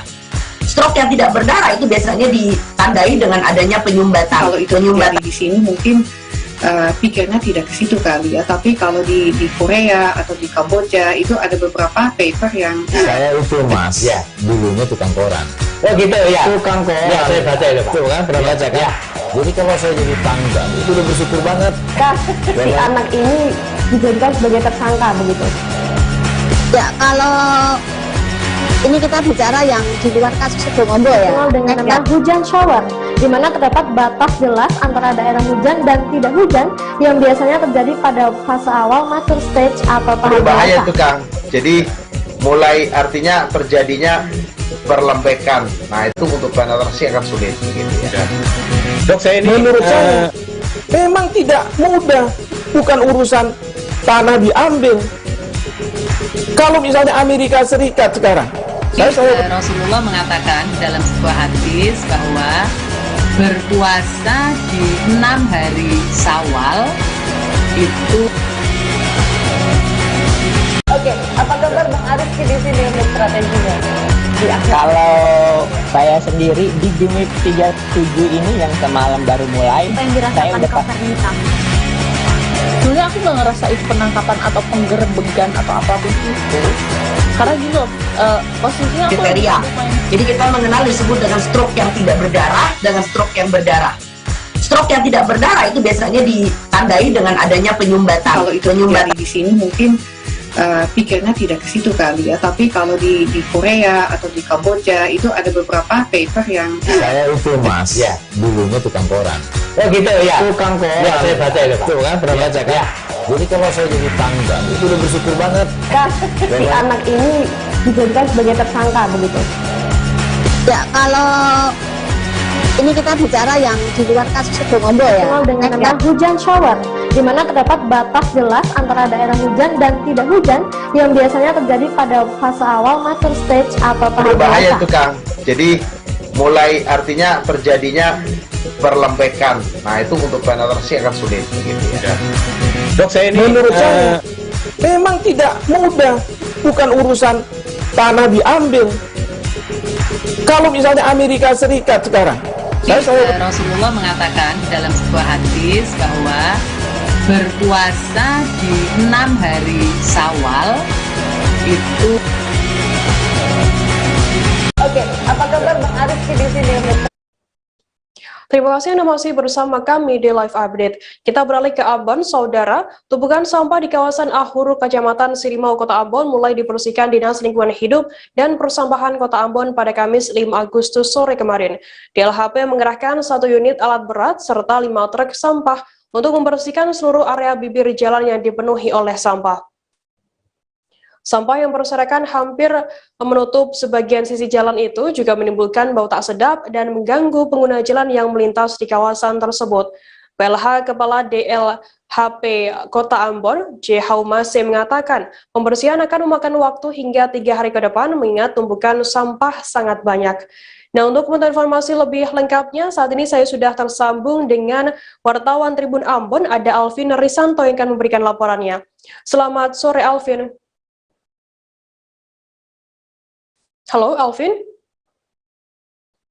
Ya, halo.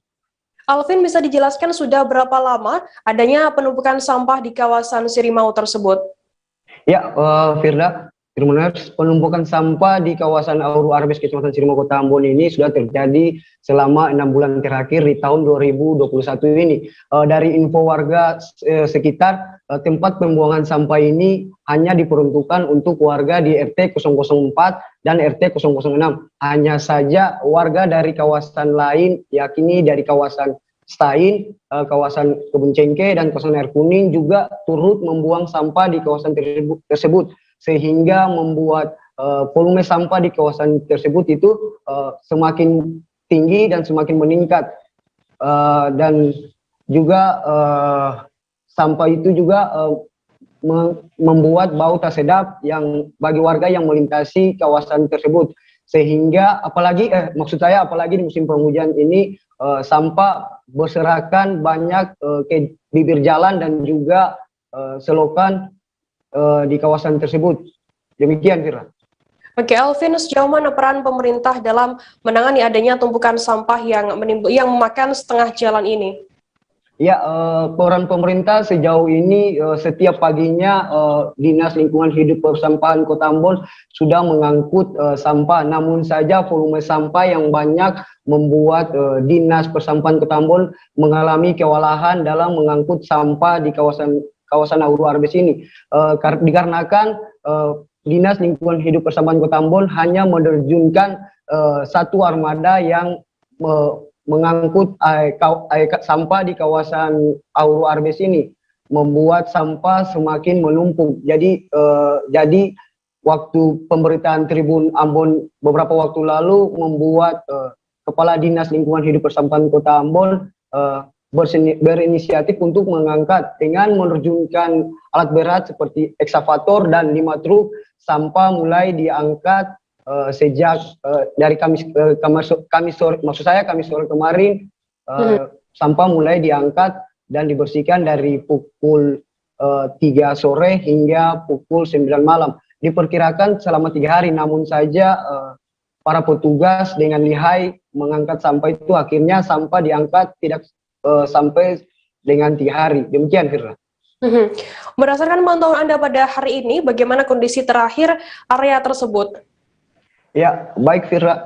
Kondisi terakhir area tersebut waktu pemantauan saya tadi sekitar pukul jam 8 waktu Indonesia Timur, ada warga yang membuang sampah di kawasan tersebut. Namun warga itu terkonfirmasi warga setempat. Namun saja pada pukul 11 siang tadi ada tidak tahu dari mana warga ada yang membuang sampah dengan menggunakan mobil pickup. Warga tersebut membuang sampah bukan sampah limbah rumah tangga, melainkan sampah dari limbah bangunan seperti terlihat tadi saya ada kayu genteng yang sudah terpakai mereka buang di kawasan tersebut. Namun saja warga yang melihat hal tersebut langsung memarahi sopir mobil pickup, sopir mobil pickup itu. Tak berselang beberapa lama mobil itu langsung cabut dari area itu, dan area tersebut terkonfirmasi dari saya pada pukul 15.30 sudah kembali dibersihkan lagi oleh Dinas Lingkungan Hidup Kota Ambon.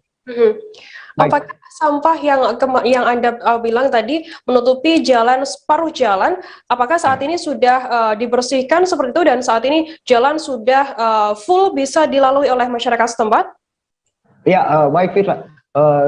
Waktu saya pantauan tadi, sampah sudah bersih, masyarakat sudah bisa melewati area tersebut dengan tidak khawatir lagi karena sampah sudah tidak ada lagi di area tersebut, dan direncanakan oleh Kepala Dinas Lingkungan Hidup Persampahan Kota Ambon akan memagari area kawasan agar masyarakat tidak membuang sampah lagi di kawasan tersebut. Namun saja terkendala dari para pemilik lahan yang tidak mau kawasan tersebut untuk dipagari. Itu yang menjadi kendala pemerintah saat ini. Baik, Firda. Alvin, bisa dijelaskan apakah memang kawasan Ahur ini sebagai tempat pembuangan akhir atau memang sebelumnya adalah kawasan apa?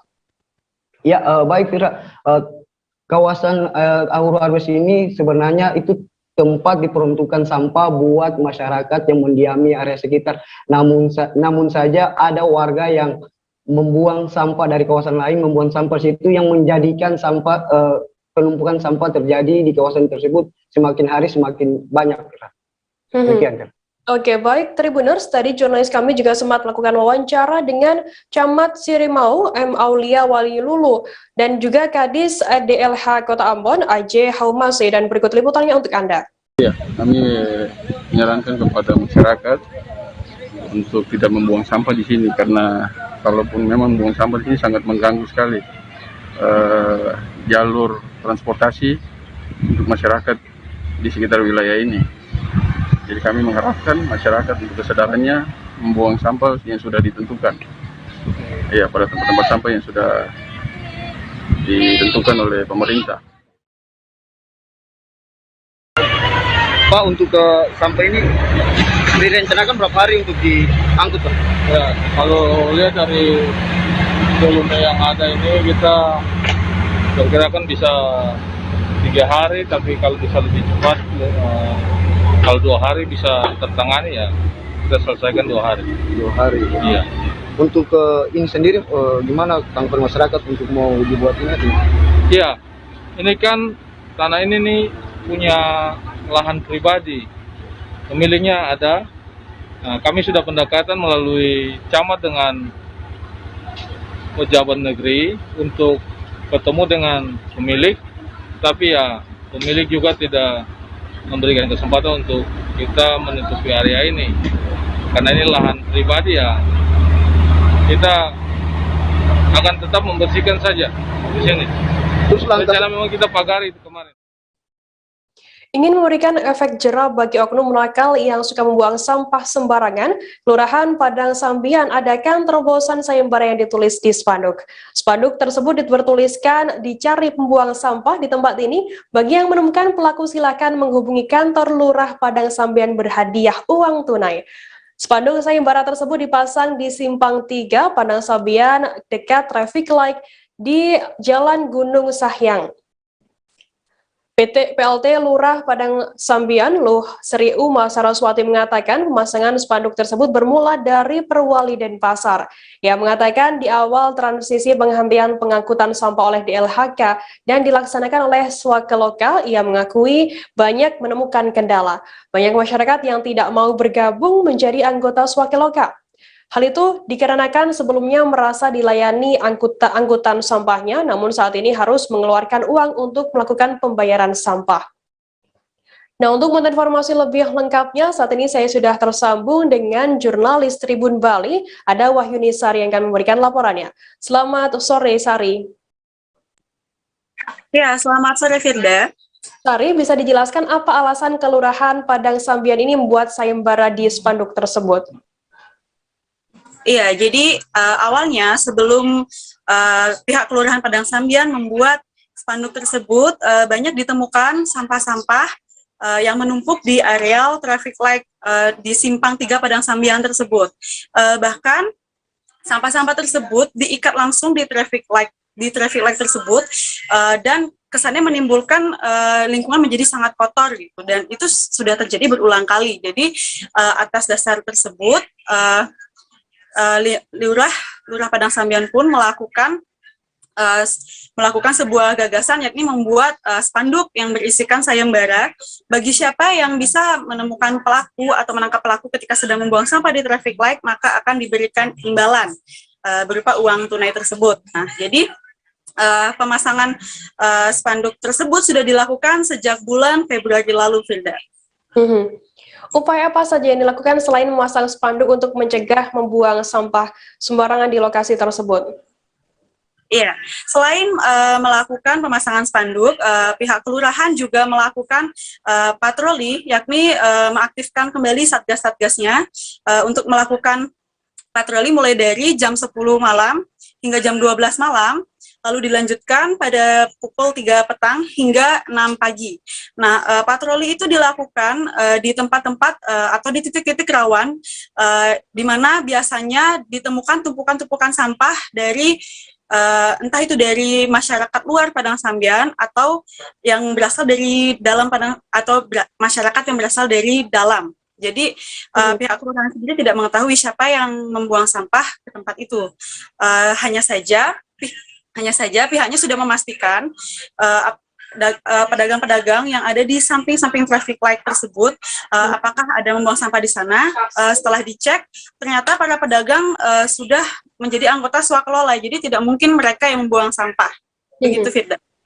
Untuk bagi yang warga yang menemukan nantinya pelaku yang membuang sampah sembarangan ini, akan diberikan imbalan berupa apa, Sari? Iya, nantinya bagi warga yang berhasil menemukan pelaku pembuangan sampah ini akan diberikan uang tunai sebesar Rp200.000 dari pihak kelurahan sendiri. Untuk pelakunya sendiri nantinya akan ditindak dengan diberikan sanksi, yaitu akan disuruh untuk membuang sampah di tempatnya, lalu membuat surat pernyataan. Lalu jika masih melakukan hal tersebut, akan ditindak lebih tegas lagi. Oke, baik. Terima kasih wartawan Tribun Bali Wahyuni Sari atas laporan Anda. Selamat bertugas kembali.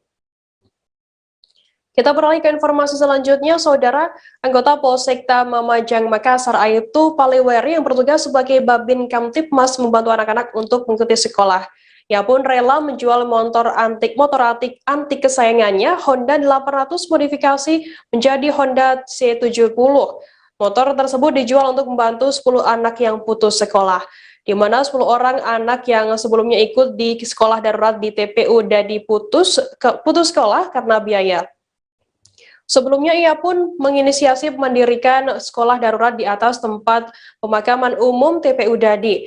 Akhirnya sekolah darurat dengan beratapkan tenda dan dilengkapi wifi berhasil didirikan dengan dibantu oleh warga.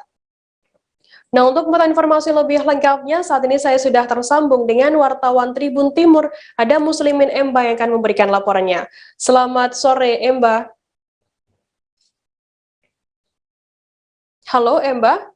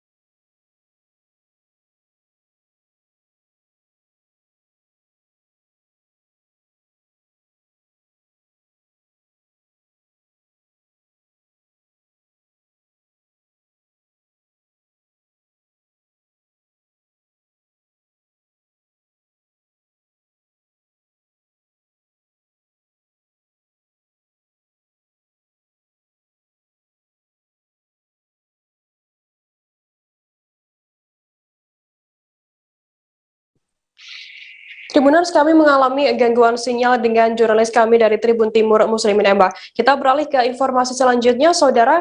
Kejari Kota Pasuruan didampingi pemerintah Kota Pasuruan mulai membagikan bantuan beras untuk para pelaku usaha yang terdampak PPKM. Secara simbolis, bantuan dibagikan di kantor Kelurahan Bugulor pada Jumat 6 Agustus hari ini maksud kami. Secara serentak, bantuan dibagikan di setiap kelurahan. Kepala Kejari Kota Pasuruan Mariadi, Idam Mahalid mengatakan, ini adalah wujud tanggung jawab negara dalam melindungi seluruh warganya. Ia mengucapkan terima kasih kepada Wali Kota Pasuruan, Gus Ipul, yang sudah mengajak Forkopimda bersama-sama membantu meringankan beban masyarakat. Nah, untuk mengetahui informasi lebih lengkapnya, saat ini saya sudah tersambung dengan jurnalis dari surya.co.id, ada Galih Lintartika yang akan memberikan laporannya. Selamat sore, Galih. Selamat sore, Firda. Galih, bisa dijelaskan bagaimana tadi pelaksanaan pembagian bantuan beras yang dilakukan di Pasuruan pada hari ini? Ya, Firda, jadi pemerintah Kota Pasuruan hari ini secara serentak menyerahkan 3.000 paket sembako dari Kementerian Sosial. Ada juga 1.000 paket sembako dari pemerintah Provinsi Jawa Timur.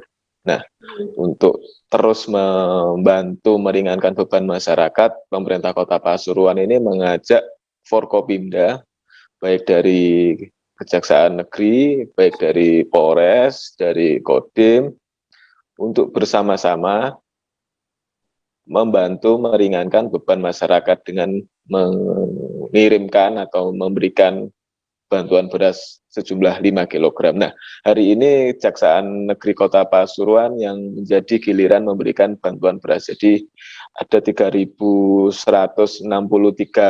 penerima bantuan, ya ini pelaku usaha, tapi bantuannya dari Kementerian Sosial hanya 3.000 paket. Nah, sisanya ini dari Kejaksaan Negeri Kota Pasuruan yang membantu memberikan. Begitu, Firda.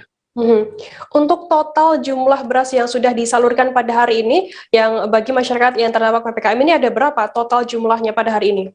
Ya, hari ini ada 3.163 paket beras yang sudah didistribusikan. Jadi di pendistribusiannya melalui kelurahan-kelurahan, para penerima-penerima ini cukup datang ke kelurahan, nanti akan dibagikan beras. Untuk tahap selanjutnya akan ada 1.000 paket sembako dari pemerintah Provinsi Jawa Timur yang akan juga dibagikan dari pemerintah kota sendiri dan dari Polres, dari Dandim, dan jajaran-jajaran lain di Kota Pasuruan. Begitu. Apakah berarti ini warga yang menerima beras ini sudah terdata seperti itu? Ya, jadi kecenderungan pemberian bantuan beras yang dilakukan hari ini adalah diberikan kepada orang-orang atau pihak-pihak yang selama ini belum mendapatkan bantuan. Jadi pelaku-pelaku usaha yang mungkin selama ini tidak tercover di bantuan-bantuan sebelumnya, itu akhirnya mendapatkan bantuan hari ini. Prinsipnya adalah bantuan ini melengkapi bantuan yang sudah ada, yang sudah diberikan sebelumnya oleh pemerintah. Jadi Gus Ipul ini mengajak Forkopimda untuk sama-sama membantu melengkapi bantuan yang ada. Artinya ada ruang-ruang kosong yang mungkin selama ini belum mendapatkan jatah bantuan, sehingga itulah yang dilakukan oleh pemerintah Kota Pasuruan. Pemerintah Kota Pasuruan ibaratnya adalah patungan atau urunan, ya, urunan untuk mengumpulkan bantuan yang dibagikan kepada masyarakat yang selama ini belum mendapatkan bantuan. Begitu, Firda. Respon dari warga yang hari ini mendapatkan bantuan beras, seperti apa respon mereka? Ya, respon masyarakat sendiri mayoritas sangat bahagia, ya, sangat lega, karena ada yang pihak-pihak yang memperhatikan. Jadi ada beberapa pelaku usaha yang selama ini tidak mendapatkan jatah bantuan karena mungkin datanya tidak tercover, atau mungkin paket bantuan yang diberikan oleh Kementerian Pusat atau pemerintah provinsi ini belum bisa mengcover. Nah, ini adalah tanggung jawab bersama yang seperti yang disampaikan tadi, tanggung jawab negara adalah melindungi rakyatnya. Ya, memang ada beberapa kekurangan-kekurangan data, tapi itu diupayakan, dimaksimalkan sehingga orang-orang yang belum mendapatkan bantuan mendapatkan bantuan. Nah, contoh hari ini ada salah satu pedagang yang dia sangat gembira, sangat sumringah ketika mendapatkan bantuan beras 5 kg. Bagi dia beras itu bisa menjadi bekal atau stok untuk makanan, untuk kebutuhan sehari-hari dirinya dan keluarganya. Begitu, Firda. Oke, baik. Tribuners, tadi jurnalis kami juga sempat melakukan wawancara dengan Wali Kota Pasuruan, ada Saifullah Yusuf, dan juga Kejari Kota Pasuruan Mariadi Idam Halid. Berikut, dan juga ada lagi dari penerima bantuan beras bernama Yuyun. Berikut liputan lengkapnya untuk Anda. Tadi kan sudah mengajak dari Kejaksaan dan ya, ini kolaborasi ya. Jadi kerjasama sinergi Forkopimda, ada Pemkot, pemerintah kota, ada Pak Kodim, Pak Dandim, Pak Kodim ya dengan jajaran Kodim, Pak Dandim dan jajaran Kodim, Pak Kapolres dengan jajaran Polres Kota Pasuruan, ada Ketua Pengadilan beserta jajaran juga, ada Danyon Sipur, ada dan Subdenpom juga lengkap di sini semua bersama-sama untuk saling berbagi. Alhamdulillah. Jadi ini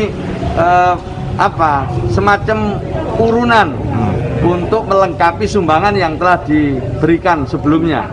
Jadi ini urunan untuk melengkapi ya. Untuk mengisi ruang-ruang yang belum mendapatkan ya Gus ya. Iya, ada yang ini untuk terutama untuk pelaku usaha ini. Pelaku usaha yang UMKM. Ya seperti yang saya sampaikan tadi bahwa memang menjadi kewajiban pemerintah ya atau negara sebenarnya ya. Kalau kita berbicara secara luas, memang kewajiban negara itu untuk melindungi seluruh tumpah darah, memajukan kesejahteraan umum ya dan lain-lain yang disebutkan di dalam Mukadimah Undang-Undang Dasar.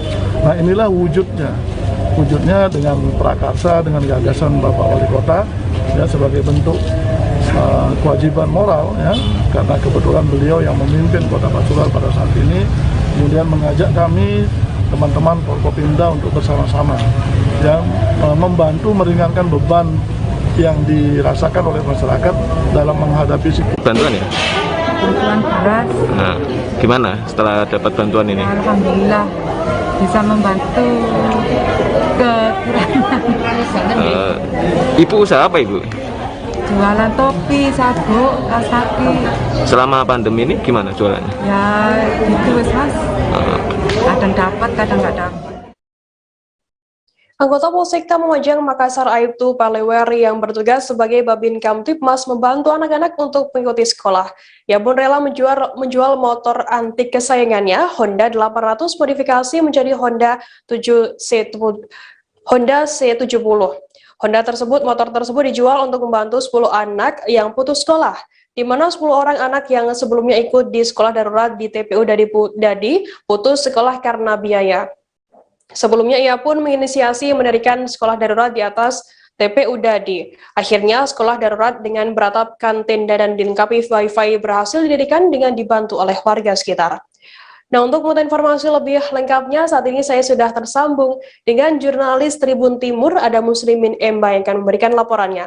Selamat sore, Emba. Ya, Firda, selamat sore dan Tribuners. Emba, bisa dijelaskan seperti apa sebenarnya cerita dari Babin Kamtibmas Kelurahan Marijaya Selatan tersebut hingga rela menjual motor untuk anak-anak yang putus sekolah? Ya, baik Firda dan Tribuners, dapat kami jelaskan bahwa Aibtu Paleweri ini adalah Babin Kamtibmas di Kelurahan Marijaya Selatan, tepatnya di Kecamatan Mamajang, Kota Makassar. Jadi keseharian dari Babin Kamtibmas Pak Aibtu Paleweri ini itu kerap menyambangi warganya, bermain dengan anak-anak, terus menggalang kekompakan dengan anak-anak utamanya yang mengalami gangguan soal pendidikan akibat pandemi COVID-19 ini. Jadi untuk warga di Kelurahan Marijaya Selatan, sosok Aibtu Paleweri ini bukanlah sosok yang asing lagi. Terbukti saat saya kemarin sempat mengikuti perjalanannya menyusuri beberapa gang yang ada di kelurahan tersebut, warga khususnya anak-anak itu banyak yang berdiri di pinggir jalan begitu untuk menyapa kehadiran dari Pak Aibtu Paleweri ini. Untuk kisahnya sendiri sampai nekat ataupun rela menjual motor antik miliknya itu didasari atas kondisi beberapa pelajar atau siswa yang putus sekolah akibat dari pandemi COVID-19 ini. Firda. Kemudian motor Honda ini dijual berapa oleh Aibtu Palewari sendiri? Ya, sekilas tentang motor Honda antik yang Pak Aibtu Palewari miliki dan telah dijual itu, motor itu dibelinya sekitar 2016 lalu seharga 1.500.000 dalam kondisi tidak berfungsi ataupun mogok. Kemudian dibangun ataupun dimodifikasi ulang dengan ongkos sekitar 6 juta. Lantaran mendengar rencana Pemkot Makassar akan memberlakukan sekolah tatap muka, Aibtu Palewari pun rela menjual motornya karena 7 dari 10 anak yang dibinanya ataupun didampinginya itu akan mulai melanjutkan sekolah setelah beberapa bulan, ada yang 1 tahun malah itu putus sekolah. Begitu ceritanya, Firda. Untuk hasil jualnya sendiri berapa totalnya? Ya, jadi motor itu ditaksirkan oleh Pak Weri itu sudah habis 6 juta dan dijual kemarin seharga 4 juta. Uang 4 juta itu disimpan oleh beliau sambil menunggu sekolah tatap muka kembali diberlakukan untuk biaya seragam, alat tulis, dan administrasi bagi 7 anak sekolah yang putus sekolah di masa pandemi. Firda. Mbak, bisa dijelaskan bagaimana saat ini kondisi anak-anak sekolah yang didampingi oleh Aibtu Palewari sendiri?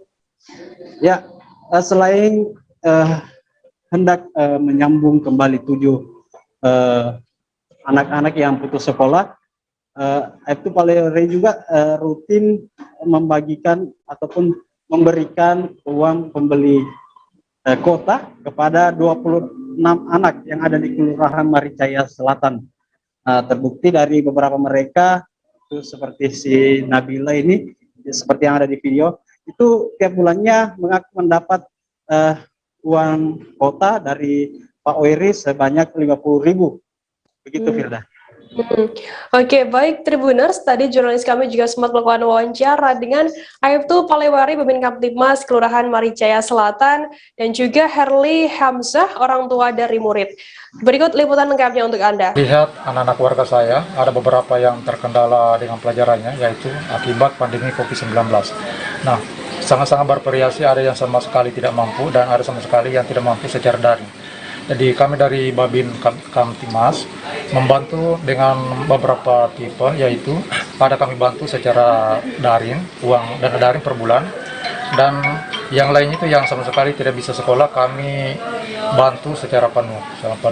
Dan adapun cara kami untuk membantu mereka, yaitu kami sisihkan gaji untuk per bulannya, dan selanjutnya saya mempunyai motor yaitu Honda C70, dan sekitar 2 bulan yang lalu saya sudah jual untuk persiapan anak-anak ini untuk sekolah secara tatap muka.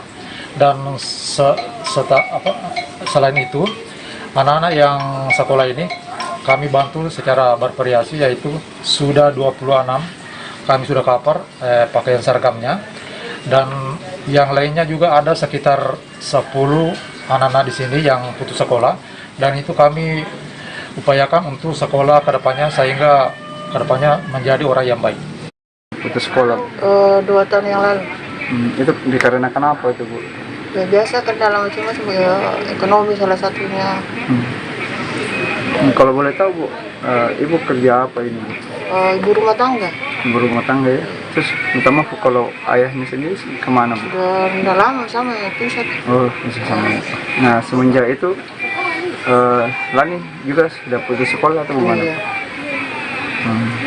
Terus ini kan informasinya dimasukkan lagi sekolah sama Binmas ini seperti apa? Bisa diceritakan, Bu? Sudah ada pendekatan dari Pak Binmas, suruh sekolah balik, baru dia mau. Karena memang Pak Imas di sini rangkul anak-anak memang yang putus-putus sekolah, memang dekat sama anak-anak. Tapi dia terima kasih sama Pak Dimas karena dia semenjak kenal sama Pak Dimas mau balik sekolah lagi. Jadi sejauh ini gimana sekolahnya? Lancar? Alhamdulillah lancar. Sebanyak 3 orang pendaki di Gunung Ungaran yang berasal dari kota Salatiga dan Kabupaten Semarang dilaporkan hilang Kamis 5 Agustus 2021 dini hari. Para pendaki yang hilang itu semula mendaki Gunung Ungaran menuju ke Sendang, Suraloyo melalui Dusun Ngaglik, Desa Nyatnono, Kecamatan Ungaran Barat. Dari informasi yang dihimpun, rombongan dengan tujuan Sendang Suraloyo tersebut semula berjumlah 6 orang. Namun setelah sampai tujuan, 3 orang lainnya sudah turun dan saat ini ada di rumah.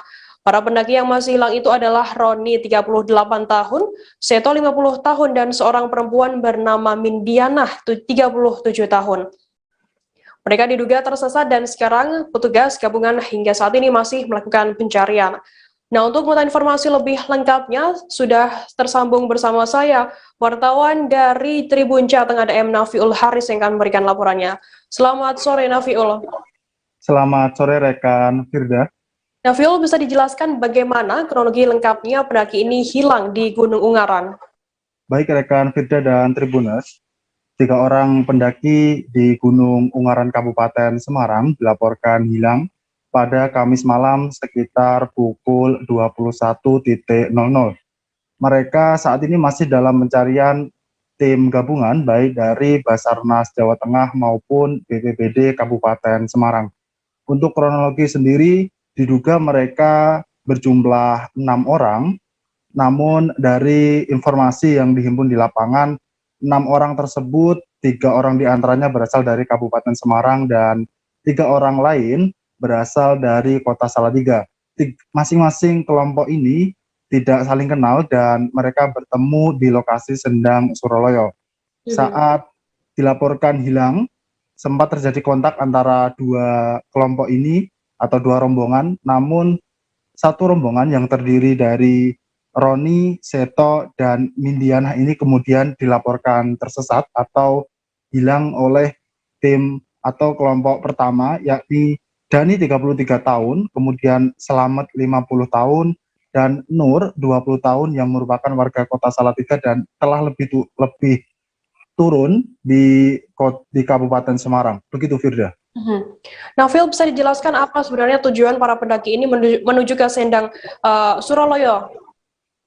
Baik, rekan Firda dan Tribunus, para pendaki ini yang berjumlah kurang lebih 6 orang, mereka naik ke puncak atau ke Sendang Suraloyo di wilayah puncak Gunung Ungaran Kabupaten Semarang untuk mencari bunga, dan konon di daerah tersebut karena diyakini memiliki nilai sejarah yang tinggi, kemudian mereka juga melakukan ziarah. Namun dalam prosesnya mereka di antara 2 rombongan ini tersesat dan dugaan sementara satu kelompok yang tidak sampai detik ini belum ditemukan oleh tim gabungan diduga kekurangan alat karena kondisi juga sudah malam sehingga mereka kesulitan mencari jalan untuk turun kembali ke desa terdekat. Nafil, bisa dijelaskan bagaimana kondisi pendaki yang selamat ini, tiga pendaki yang selamat ini? Baik, rekan Firda, 3 pendaki yang selamat antara lain Dani 33 tahun, kemudian Selamat 50 tahun, dan Nur 20 tahun. 3 orang yang dikabarkan hilang ini tadi di awal sempat saya sampaikan pernah bertemu dengan rombongan yang pertama, yakni Dani, Selamat, dan kemudian Nur.